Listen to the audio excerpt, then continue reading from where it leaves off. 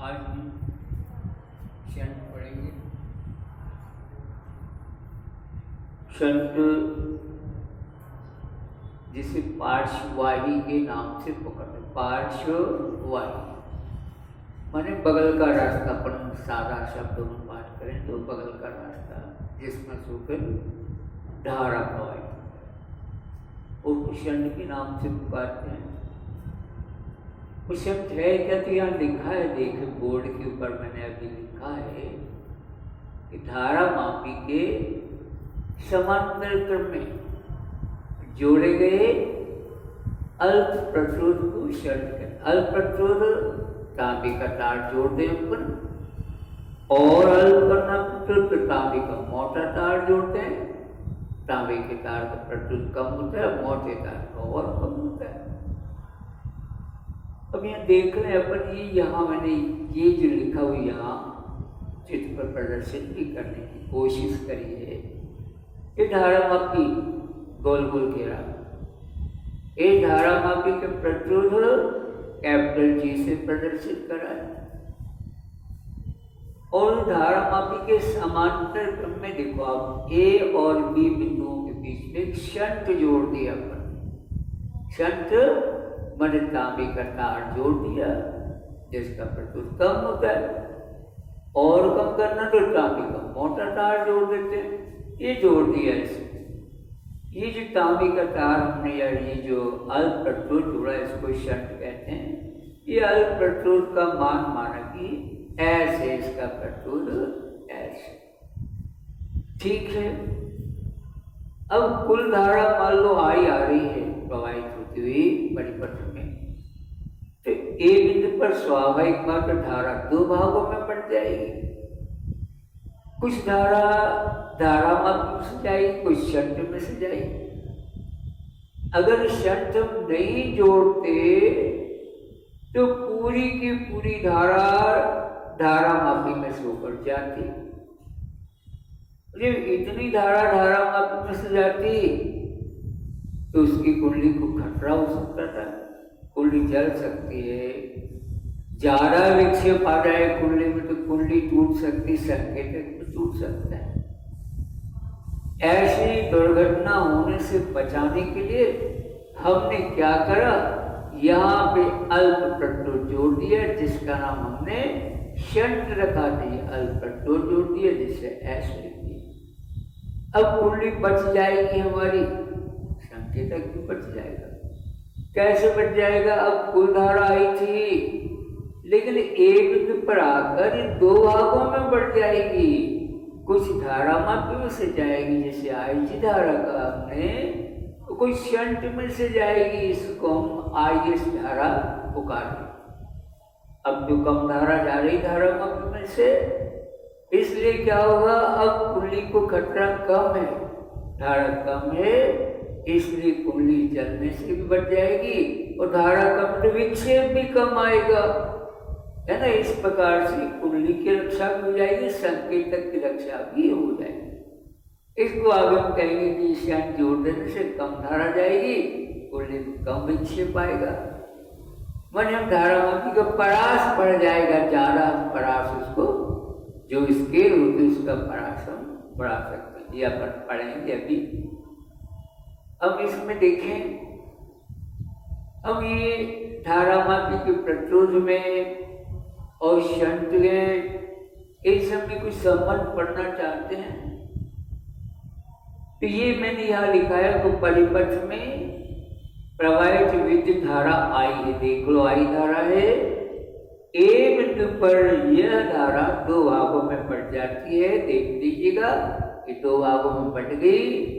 धारा मापी में होकर, धारा मापी जिसके प्रतिरोध को हमने कैपिटल जी से प्रदर्शित किया है, धारा मापी में से माना कि आई जी धारा, और जो शंट है जिसके प्रतिरोध को हमने ऐसे से व्यक्त किया है, वो शंट में से माना कि आई एस विद्युत धारा और बहती है, प्रवाहित होती है। ये अपन ने इसमें देख लिया। अब माना कि ए बिंदु का विभव ए बिंदु का विभव चलो हम वी ए लिख लेते हैं, बी बिंदु के विभव को वी बी लिख लेते हैं।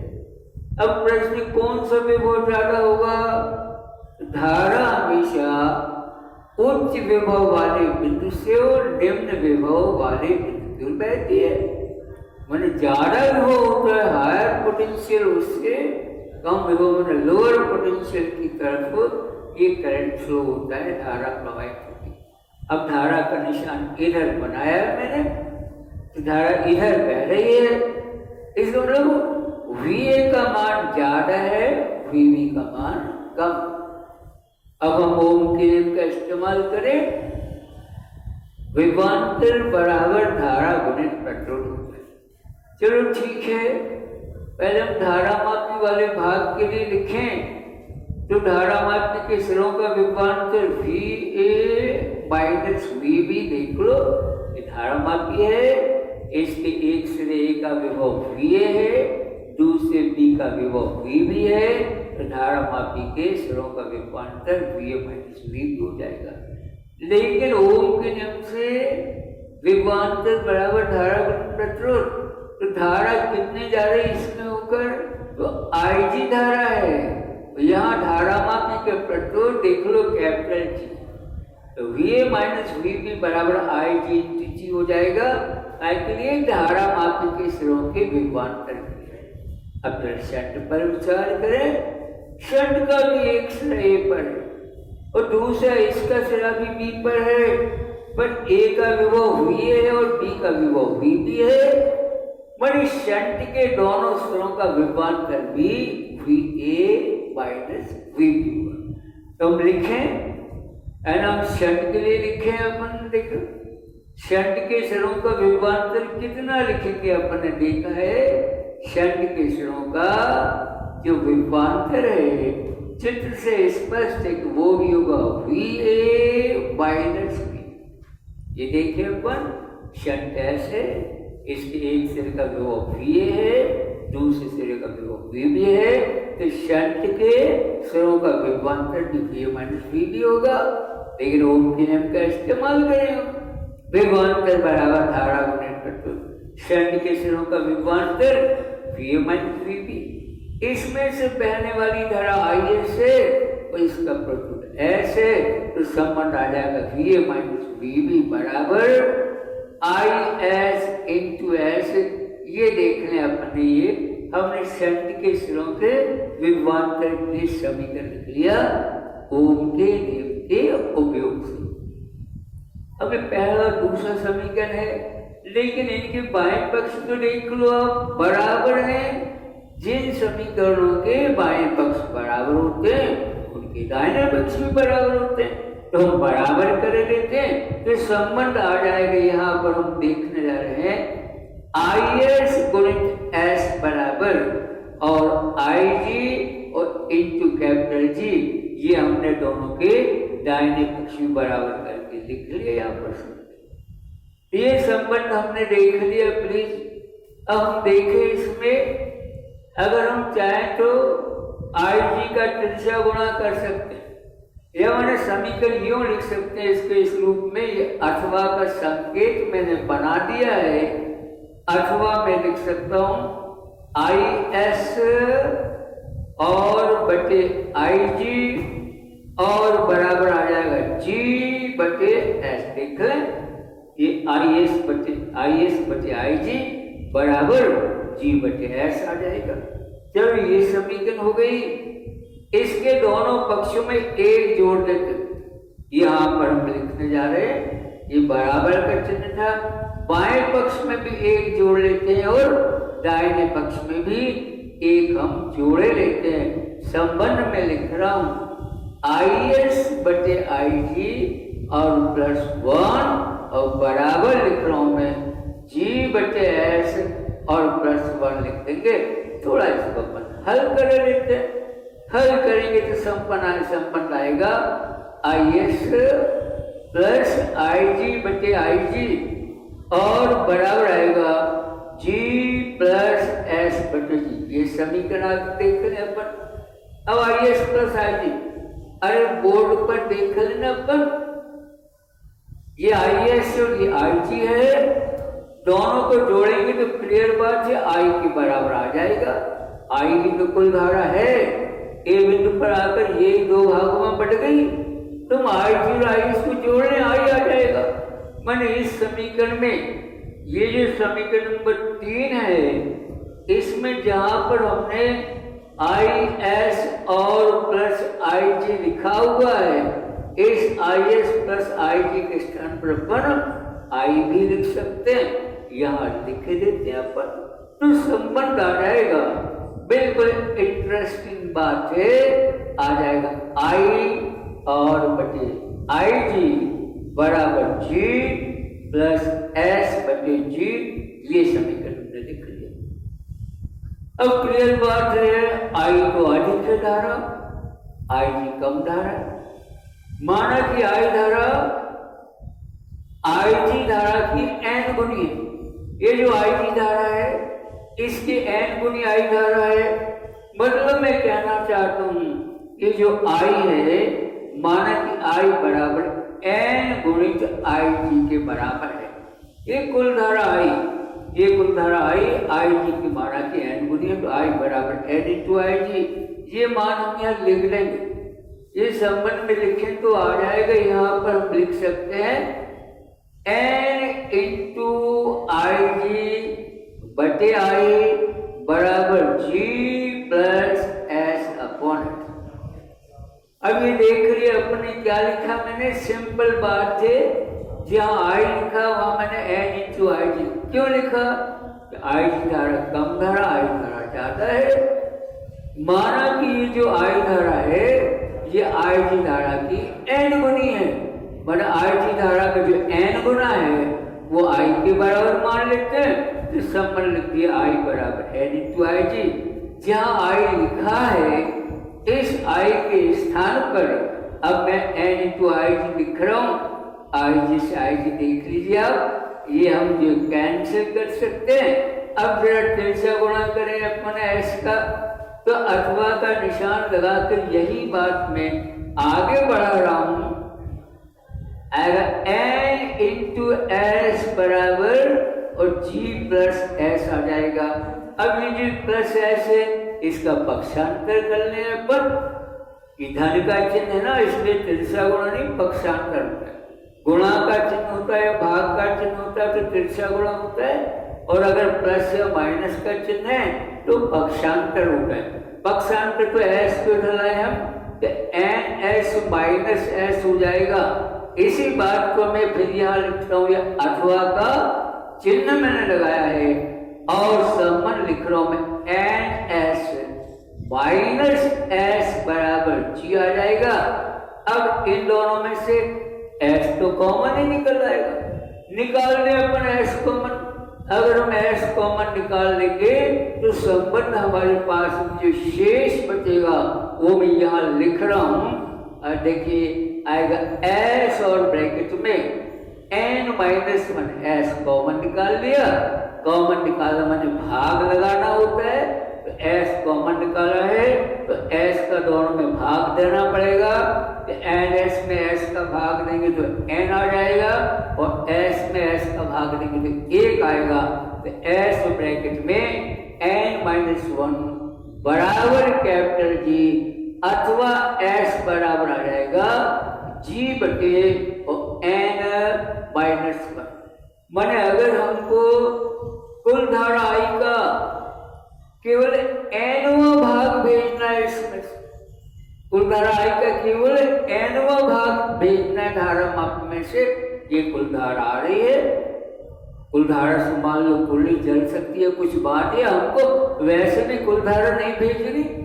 माना कि हमको कुल धारा का केवल nवां भाग भेजना है, तो क्या करेंगे हम, तो धारा मापी के समांतर में इतना पेट्रोल जोड़ देंगे जी, ये धारा मापी के प्रकृत है, और ये nवां भाग है, जैसे तीसरा भाग, 1/3 माने तीसरा भाग होता है, 1/4 माने चौथा भाग होता है, 1/5 माने 5वां भाग होता है।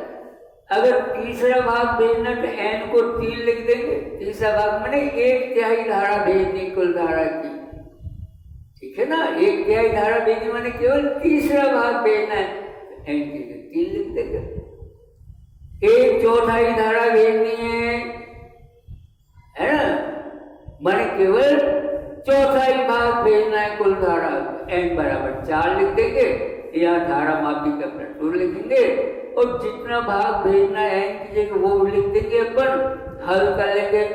ऐसा करने से जो आएगा s का मान, उतने मान का प्रचुर यहाँ जोड़ देंगे हम, धारा मापी के समांतर में जोड़ देंगे, तो हमको कुल धारा का nवां भाग माने जैसे तीसरा भाग, चौथा भाग हमको प्राप्त हो जाएगा।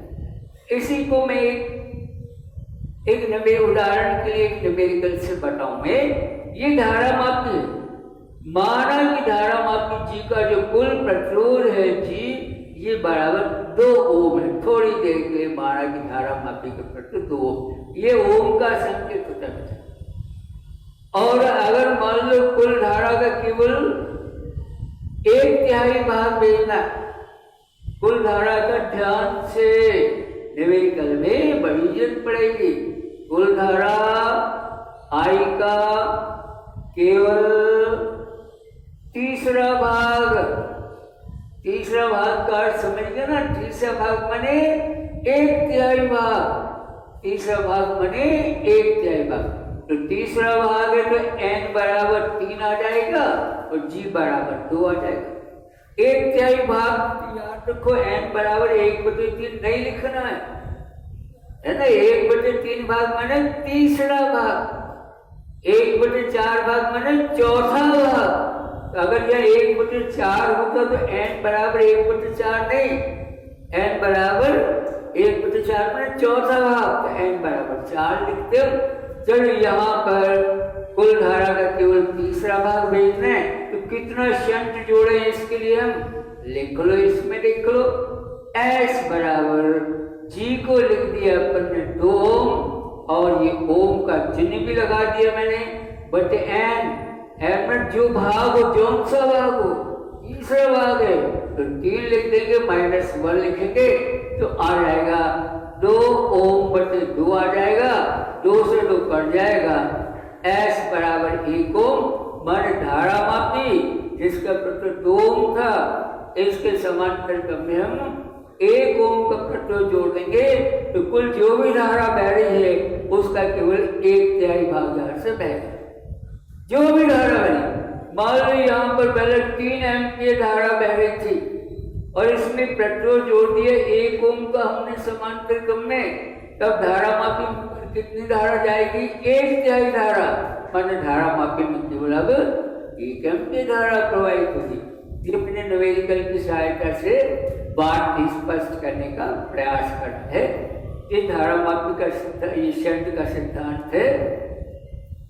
तो शंट में हम ये देख लेते हैं कि हमको कितनी धारा प्रवाहित करनी है।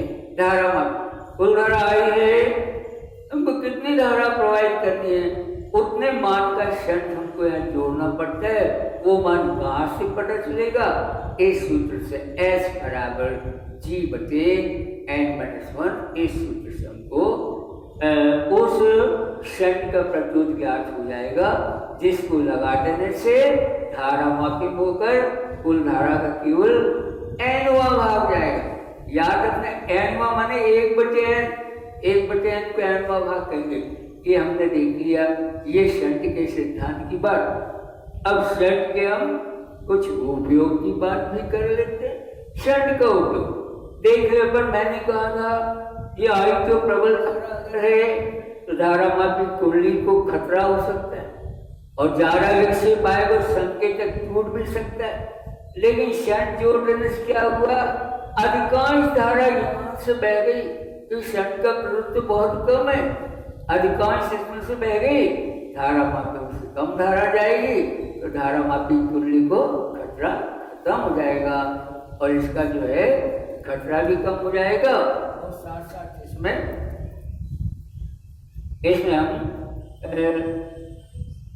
कुंडली का जो संकेत है उसकी भी